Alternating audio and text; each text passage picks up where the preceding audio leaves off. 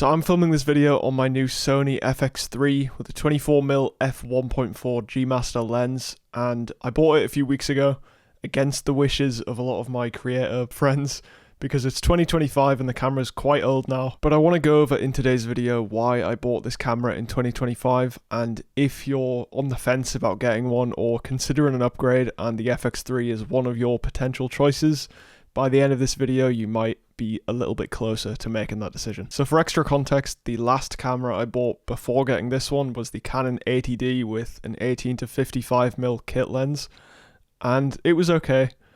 I did feel pretty limited as to what I could do with it. You know, didn't have 4K shooting, so 1080p was the limit for what I could film in. So yeah, felt pretty limiting, and it stopped me from making as much content as I wanted to. So one of the partial reasons as to why I made such a drastic upgrade from the Canon 80D was to financially incentivize myself to make more content, because I'd feel pretty rubbish if I spent as much money as I did. The whole kit, camera and lens, cost about £4,000, so it's like $5,500 US maybe. I couldn't live with myself if I spent that much money on equipment and just didn't use it. So there's a lot more incentive for me to sit down and film and make content now. Plus it opens the door for more creative work and potentially paid video work too, which I definitely couldn't have done with the previous setup. I've already noticed since getting this camera, if I come up with a specific shot I want to try, or lighting setup, or just a video in general, the first thought is like, how can I film this? Whereas previously it was like, I can't film this. So straight away it's like opened up a whole new creative realm for me to try out. I also feel like the quality of this camera and like how effortlessly high quality it is, and the autofocus, and being able to shoot in 4K, it's just beautiful. And I think that comes with this like subconscious credibility that no one talks about generally. But if I played this video and compared it to previous videos I shot on the 80D, it's just levels above that. I think anything I say would just be taken a bit more seriously with visual quality like this. Like my previous videos kind of felt like I wasn't taking it seriously, like it was a hobby.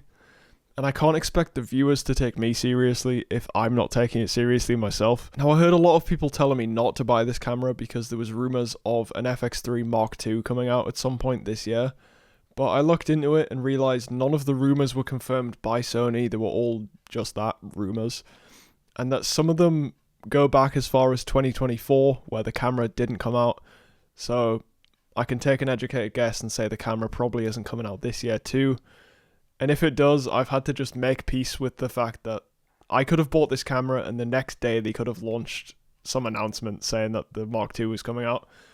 But the way I justified it to myself was, it was such a big jump from the Canon 80D to now the Sony FX3 that like I'm not really too bothered if a slightly better version of this comes out now. Yes, I could have saved a bit of money on the price if I waited, but that only really matters if the release date is officially announced, which it wasn't. So I'd be waiting for a non-existent camera instead of just upgrading straight away to something I knew I really wanted anyway. I didn't really see the point in waiting much longer, and I think almost 4 weeks on, I don't regret the decision. I think it was a fair one to make. I'm really happy with the quality of this camera. Fuck. And look, I'm not an expert in camera specs or lighting setups or videography or filming in general. I'm a video editor first who needed a new camera and just needed an upgrade to film better videos. And this is what I decided on. I knew a couple people who had the FX3 already, and none of them said bad things about it, so I could already trust that the camera was going to be great. And I looked at other options too. The Sony A7R5, for example, that was a close option, but I didn't see myself taking many photos with it. It was primarily video I was going for. Nothing really beat the FX3 in terms of quality from what I saw during my research. And the fact you can film a Netflix movie with this camera is just ridiculous. So overall, the reason I bought this camera in 2025 is the quality still holds up even a few years on from when the camera was released. It's way better than my previous camera, and I wanted to put my money where my mouth is and incentivize myself to film more and better videos. And I feel like this camera does that very well. And that is all. If you're looking to buy a new camera, I hope this was at least somewhat helpful to share my current experience with this new camera. And yeah, I'll see you in the next video.